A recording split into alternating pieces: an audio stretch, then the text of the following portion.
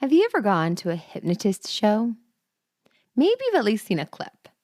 It usually involves someone clucking like a chicken or barking like a dog. Or at least that's what it was when I went to a show when I was in college. I've heard enough vague references to hypnotherapy and its benefits that I knew it's an entirely different ballgame than the hypnotist show that I went to in college. I definitely wanted to learn more about it and better understand it. I'd heard about somebody I knew once using it for some purposes, and it really made a difference with them. So, to kick off 2024, we have a fabulous guest that's a life coach who specializes in hypnotherapy and neuro-linguistic programming, which is often referred to as NLP. So today, we get to learn about some new tools and ways of thinking that may deepen your perspective as we enter 2024. She even gives us a great exercise for our grit wit that I think you'll find is a very valuable tool.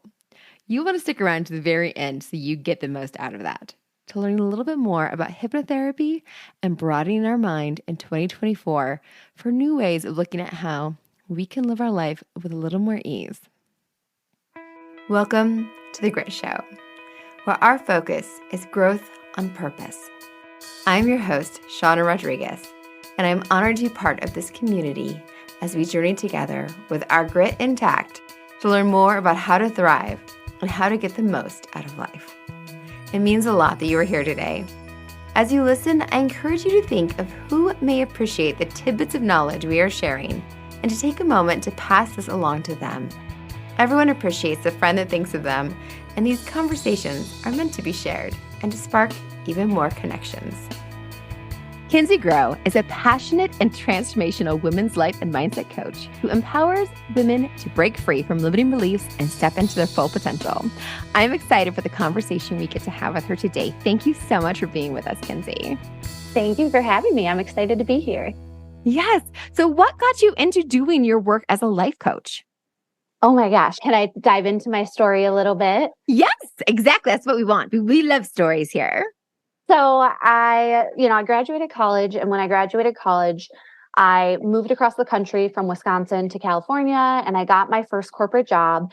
And I always thought, like, I'm going to be like this big bad CEO at the head of this huge company. And that was always my dream, kind of climb that corporate ladder.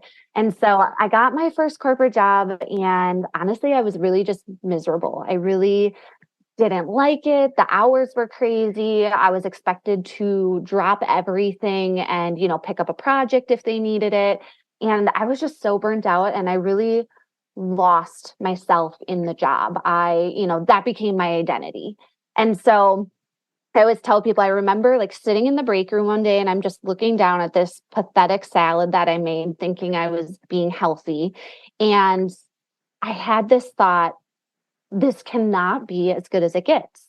This isn't what life is supposed to be. And so I knew something needed to change. And so what I started doing is really focusing on my own health. I started going to the gym again. I started creating boundaries around work. I started eating healthier.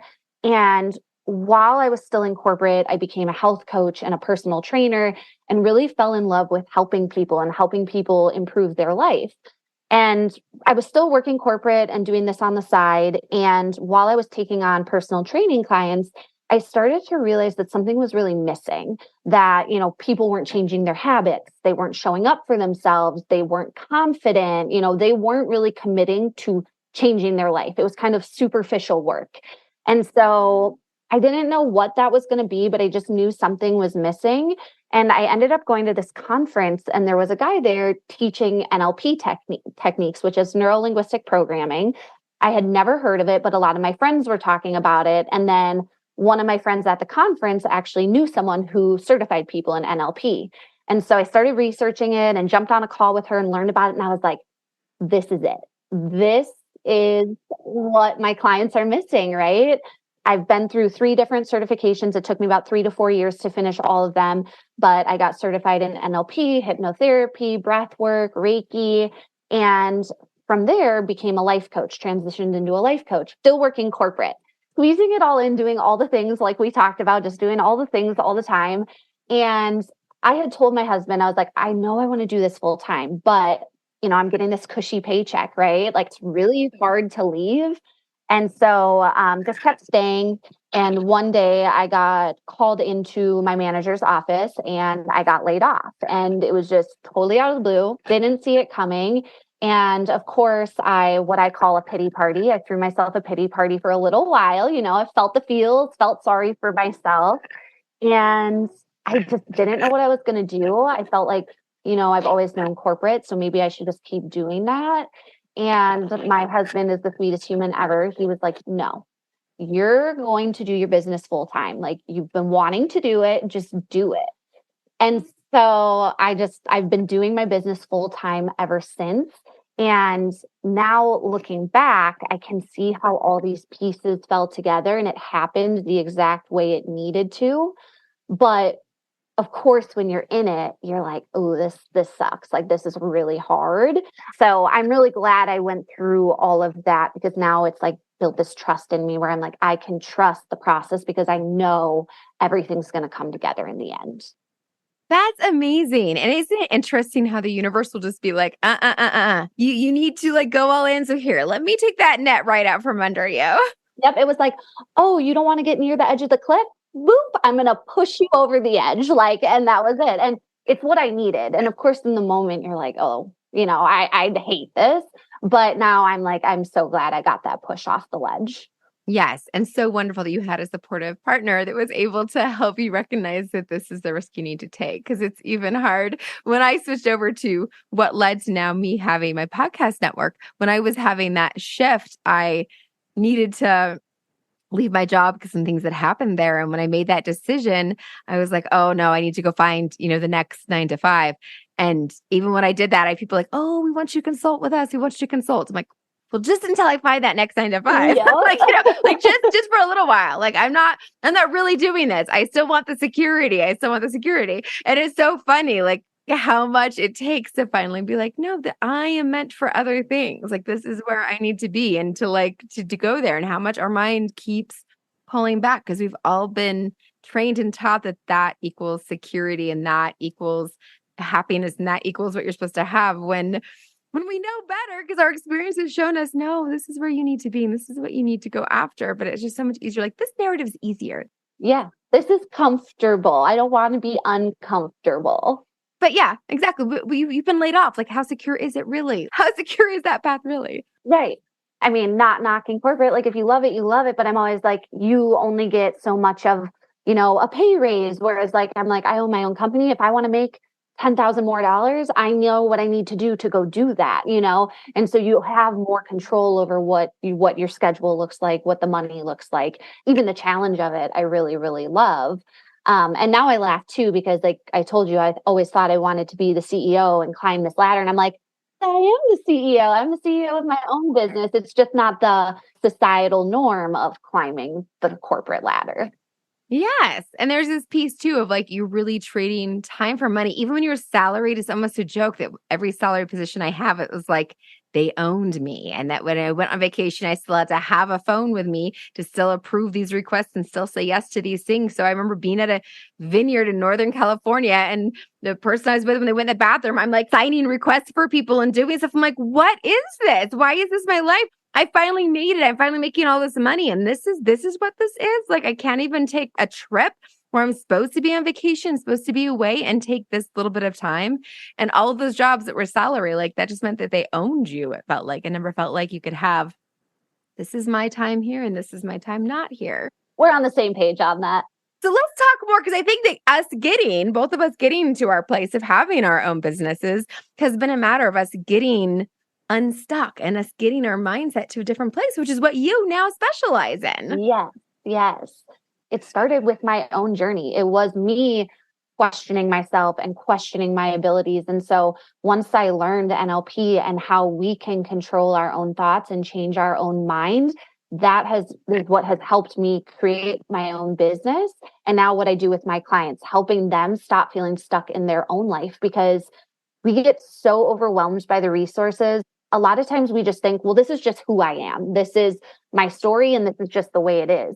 And I want to show people that you have a choice and you get to control the narrative and the story that you create in your life. And so as soon as you decide to change the story and stop telling people, well, I'm the person that has the worst luck, or I'm the person that can't do that because XYZ, or, I'm the person that could never have money because my family didn't have money, or, as soon as you stop making that your story and you choose to get unstuck, that's when the magic starts to happen, because we get to decide what our life is going to look like. So, neuro-linguistic programming is something we haven't really discussed on this podcast. So, NLP really is about the words we're using and what we're telling ourselves constantly. Is that what I'm hearing from you? Yes. So I call it your programming, or I call it your map of the world. And so we all have a different map of the world. And typically from 0 to 7 years old is when that map is created. And it's created by the people you're surrounded by, what you watch on TV, what you see in society, what your teachers tell you, the interactions that you see. From 0 to 7, you take in all this information and your brain starts to create your programming. And it starts to say, okay, this is who I am. This is what I believe. These are the thoughts that I have. So your programming is really probably what your parents or your caretakers, the people you were around the most, gave to you. And so that is the language you use as well. And I always tell people, so like you and I, we have very different maps of the world because we have different parents, we grew up in different places, we probably had different educations. And so our maps are very different. And we could be in the exact same situation, but think about it very differently because our programming is different. And so we have this map of the world, and that's when we think this is just who I am. But with neuro-linguistic programming and hypnotherapy, we get to start to change that programming and change the language that we use. Oh, that's awesome. So even though that's what's there, we had no control over it. We were 0 to 7. We were just like a sponge soaking in what was being given to us. But at this point in our lives, we're able to kind of evaluate what's there and what we want to take in or put out. And there's different tools that we can use for that, such as hypnotherapy. They can help us to evaluate. Well, not evaluate. Hypnotherapy, is that evaluating, or is that more just changing? It would probably be more so changing is where the hypnotherapy comes in. NLP, we can use a lot of the different like coaching tools to start to say, what is your programming? What do you believe? What do you not want to believe anymore? And then we can use hypnotherapy to start to change that programming. Yes. Do you find that people are finding in transitions is when they start to discover this, or when they feel really stuck is when they start to discover that there's something about what's in their thoughts that this is not working for them anymore? Yeah, I would say most people, they've been stuck for a while and they're thinking, I've tried to do it on my own. I've researched it. I'm overwhelmed. Like, this is just not working. And typically for people, they're kind of at a breaking point of like, I just can't keep living this way. I need help from someone to help me transition to what I want, to the life that I want to live. Yeah. That's awesome. And so that's when they're ready to be unstuck and to move on to where they want to actually be. And that's when you get to come into play. So they have an idea that they want to change, but exactly what that is probably what they need to kind of figure out a little bit. Yes. And typically people aren't coming to me and saying like, I'm stuck, I need hypnotherapy, or I'm stuck, I need NLP, right? But they are saying like, I'm stuck and nothing I have done has worked. And I love talk therapy. I think talk therapy is great, but sometimes just talking about things doesn't help us change. And so when we can apply talk therapy and NLP and hypnotherapy, that's when we really get to do that programming work and change like on a subconscious level. To try and, yes, to get to that deeper level and peel back some of those things. So do you have some examples of some of the stuff you've worked on with folks? Ooh, yes, so many different things. I have a client right now who her and her daughter had a falling out, her adult daughter, they had a falling out and they don't talk anymore. She was really hung up on the fact like her life stopped because she could not move forward from the pain of it, the beliefs that she had around it. And so her and I have worked really hard to help her confidence, help her set boundaries in her life, and also to start to change those beliefs, because a lot of the beliefs she was pushing on to her daughter that had caused the issues were given to her when she was a kid. And that's why her and her daughter were having conflict, because the daughter didn't agree with it, right? And so the mom is acting kind of in a wounded, what I call like your wounded child, right? And so we were able to change a lot of her programming so that she could show up differently for her daughter and use different language and set boundaries. I have clients who simply want to get a new job. They really feel stuck in their career. They want to grow, but they have these beliefs that I could never have that job, or I couldn't do that, or I couldn't make that kind of money, or why would they hire me? And so really changing their confidence and their beliefs around getting a different job, and then also helping them with the strategy piece. What kind of jobs do we want? How do we apply? Giving them tools to feel confident in the interviews. So those are a couple like different, but still both feeling very stuck in their life and like they want it to look different. Yes. And when do you use tools from NLP versus using hypnotherapy? So when does the hypnotherapy skills come in to help change? I usually use a little bit of both with my clients. So NLP is typically shorter little techniques. So if someone has a limiting belief, like I could never have that job, we usually use an NLP technique to change that belief pretty quickly. For hypnotherapy, I use it more on an identity level or that story level that I was talking about. So if someone is really wanting to change the story that they tell, they're really wanting to show up differently on an identity level, I usually use hypnotherapy for that because that's a little bit of a longer process. And our subconscious loves repetition. It likes to hear things over and over again so that it can really soak it in and start to say, yes, that's who I am. This is the person I want to be. Our subconscious doesn't know the difference between something that actually happened and something that we're saying happened, but it didn't actually happen. And so we can tell our subconscious, we can say something like, I'm a millionaire. And your subconscious goes, oh yeah, I am, right? And so it doesn't know the difference. And so the more we can repeat that to the subconscious, it starts to take it in and make that happen for you and make that belief come true. And so with hypnotherapy, what I do is I record the hypnosis that I create for them. I send it to them and then they get to listen to it. I usually say like every day, every other day, and they get to listen to it. And my clients get to the point where they don't even need to listen to it. They have it memorized. Like they can just they know the words that I'm saying and they can basically repeat it to themselves. Oh, that's amazing. So the NLP, is it more just like saying things to yourself, repeating scripts, or what are some of the NLP techniques that are just the little techniques then? Yeah. So there's something called time techniques. And so we all have a timeline that we run, right? We all have a past, a present, and a future.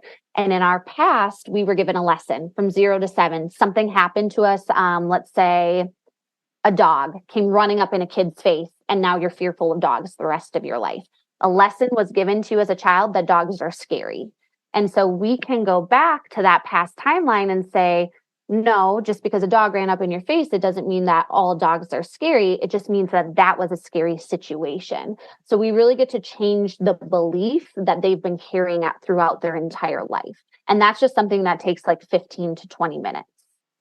So just talking through that specific situation and reframing it in the way you have it in your canon that like this happened, but let me look at this a different way and file it in a new place. Yes, exactly. I like how you said that. File in a different place. And then the NLP techniques all have scripts because it's neuro-linguistic programming. There's a very specific way that the subconscious likes to be talked to. And so the way we use those scripts allows that person to start to change their programming. Oh, very cool. So it's a very specific way to walk through it. But then once you've done it, it's kind of been refiled and moved and that's moved on. Whereas the hypnotherapy is this deeper level work of you really seeing yourself in a new identity. So if you've always said like, I grew up in this specific town, specific place, and I'm just never going to get very far. I'm never going to make much money. My family never made much money. Money doesn't grow on trees. Then instead you have like this entire script. And with hypnotherapy, it's kind of getting you into a different state. So you're accessing your subconscious. Is that kind of how it works? You got it. Yes. Can I walk through the hypnotherapy, how it works a little bit? I'd love that. Cool. So I always tell people, I don't know if you had this experience. I did. But when I graduated high school, they brought in a hypnotherapist. Did they do that for you? Oh, when I was in college, we went to an event that they had that our student union put on that you could, and there's a hypnotherapist that like selected people from the audience and did that thing in college. Yeah. Yeah. And I don't know why that's like a thing, but a lot of people have had that experience. So I always tell people, I'm like, if you did have that experience, it is not like that. That is purely for entertainment. It is to get people to laugh, right? And so if they're asking, that hypnotherapist is asking, hey, I need a volunteer. the person who in their life would never, bark like a dog to get a laugh out of people probably isn't going to raise their hand. But the person that is super outgoing and doesn't care what other people think, that's going to be the person that raises their hand to get up on the stage. That is a person who's willing to take in those suggestions and bark like a dog, cluck like a chicken, or whatever it is that they need to do. This is not like that at all. So really, when we are doing hypnotherapy, I'm doing all the talking. I'm not asking for much back. It depends on the hypnosis, but typically they don't really need to respond. And if they wanted to get up in the middle of the hypnosis and be like, this is whack, I'm out of here, they could. I've never had that happen, but they could. You have full control over your mind and your body. When we do hypnotherapy, we are getting the person so relaxed that I explain it almost like, let's pretend, your conscious brain is the front of your head. There's a curtain in the middle, and then the back is your subconscious. The conscious is kind of what controls everything that goes through, but the subconscious is what holds the memory and the programming. So we are getting the person so relaxed that conscious can step to the side, the curtain can come to the side, and we're talking directly to the subconscious. And really what we're doing is we're just suggesting to the subconscious, here's who you want to be, here's who you are now. And that the person is just suggestible because they're so relaxed and taking all of that in. Nice. And so you walk them through like a set of things that help them to relax and get into that state so you can actually access that. Yes, exactly. We use a relaxation script. Then usually I use like a deepener to get them to even more relaxed. Sometimes people fall asleep, which is totally fine. Like a lot of people say to me, well, I fell asleep, I didn't hear anything you said. That's okay. Your subconscious is still taking in that information. And so we get them really, really relaxed. Then we start suggesting to them, and that does happen. We start suggesting to them, okay, here's your new story. Or if they wanted to be more confident and what that looks like, we start talking to them about that new identity that they're looking to embody. Nice. And is it really specific examples of what it looks like in the future? Or is it like telling them things that have happened? Because you said like our subconscious doesn't know the timeline. Is it telling your time it does exist or telling you how it's going to look? Or what exactly does that embody? Yeah. So we talk about it like it's already happened. So instead of saying you will become a millionaire, we say you are a millionaire. And so we talk about it as if it's already happened. And then the subconscious also doesn't respond to negatives. So if we say to you, don't think of a purple elephant, what do you think of? A purple elephant. Exactly. So our brain thinks in pictures. And so we have to picture it to not picture it, if that makes sense. And so we don't want to say, I don't have any debt. We want to say, I'm debt free. And so it's really about using very specific language that the subconscious takes in, and then also talking to it as if those things have already happened for them. And then the other big thing is that if I'm doing more of like an identity hypnotherapy, I'm using my client's language because we have different programming. We don't speak the same way. If I word something and it doesn't resonate with them, then their subconscious isn't going to take that in. So we really want to use language that the client would use. Oh, amazing. And so how long do you typically work with somebody on something like that? Yeah. So if they're coming in to me and they're saying, I just have this like very specific thing, usually I'll do like 2 to 3 sessions with them. If they're one of my one-to-one coaching clients, usually they're not coming in for one area. They're just feeling very stuck in their life and like they want to make a lot of changes. So somebody like that, I usually work with for about 12 weeks. Nice. So it takes a little bit of time, but have you seen like big identity shifts with folks and being able to do this work? Yeah, absolutely. I mean, I have people who are like completely different than when, before I started working with you, my life is completely different now.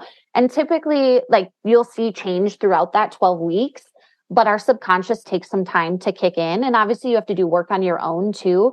But typically, people come back to me in 5 months, 6 months, a year, and they'll be like, oh my gosh, Kenzie, like I used to believe all these things. I used to be stuck in this old job, and my life is just completely different now. The way I talk to people, the way I relate to people, my relationship is just completely different.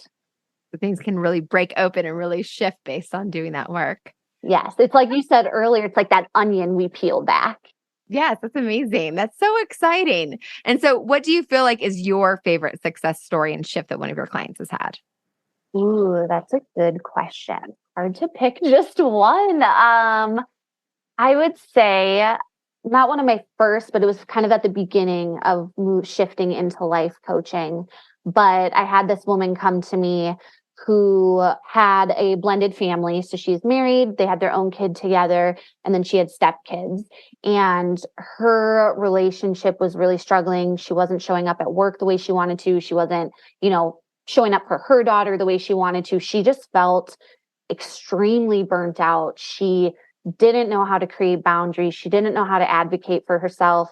She had this really gentle balance or delicate balance between, being a stepmom. That's really hard to parent somebody else's kids, right? And they were older too, they were teenagers. And so her life just felt, she was like, I'm just not happy. This is just not what I want my life to look like. And so we did a lot of different work with her, hypnotherapy, NLP. We taught her to have self-care again, create boundaries, talked a lot about communicating with her husband about her needs and how he could support her. And her life is just completely different now. They have another kid. Her relationship with her husband, with her stepkids is so solid. They all travel together. They get along really well. And she feels really fulfilled. She creates time for herself, time to just be her, right? Not be a mom, not be a stepmom, not be an employee. She gets to be her and have her own things that she loves to do.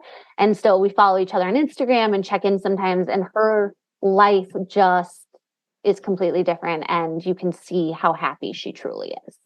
Oh, that's so beautiful. That's what we all want, is to have that transition from that place to be able to get to the other side. And sometimes we need other tools and other people to kind of help us through that transition. But I love that you mentioned that a big part of her journey was that self-care piece, because each of our episodes we talk about, and we call it our self-maintenance minute, because we like to take away the indulgence that sometimes people attach to self-care, to understand that this is what you need to be able to show up in life and be authentically you and be able to be present, is to be able to take care of yourself. So what do you do on a regular basis to take care of yourself? Yeah, that's a great question. I'm going to touch on something too, if that's okay. A lot of times people think, especially my clients, one, they're like, I don't even know what self-care is. But two, a lot of people feel like they have to spend money for self-care. And self-care doesn't mean you have to go get a massage or get your nails done or go on a trip.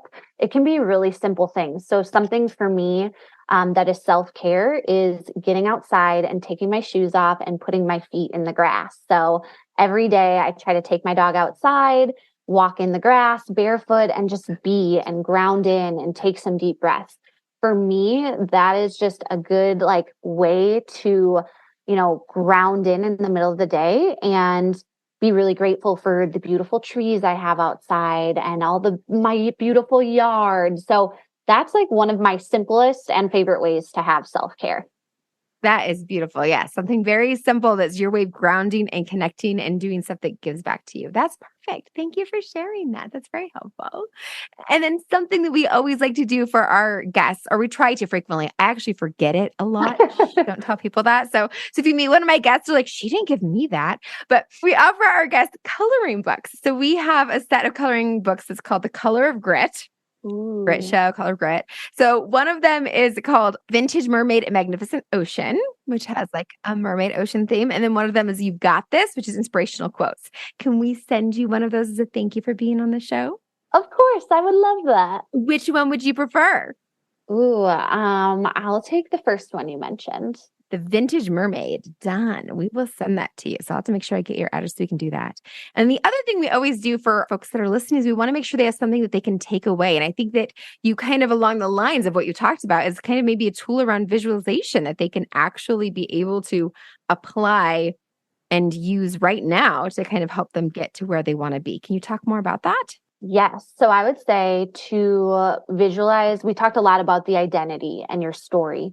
And so when we talk about that, and I tell people, okay, let's change that identity, let's change that story, we talk about your highest self or your best self.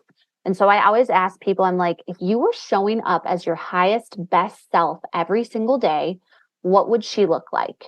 How would she show up in the world? How would she treat other people? What would she be doing? What would she have? And dream big. It can be anything. It doesn't even have to be realistic. It should be anything.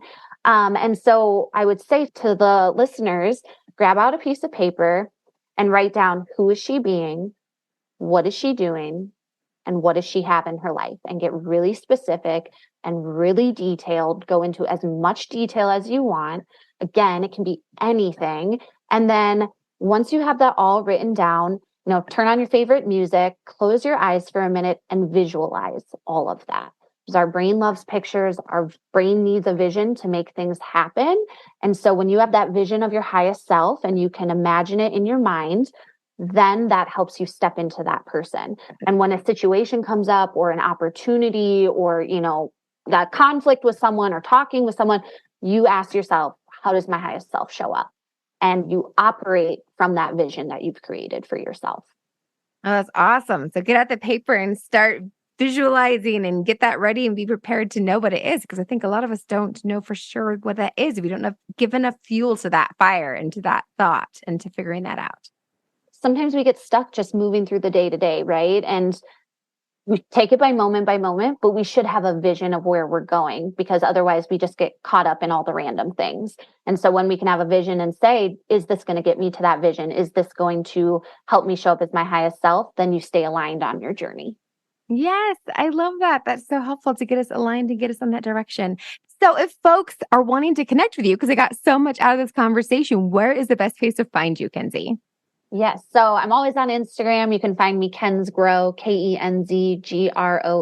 And otherwise, you can check out my website, kenzgrohcoaching.com.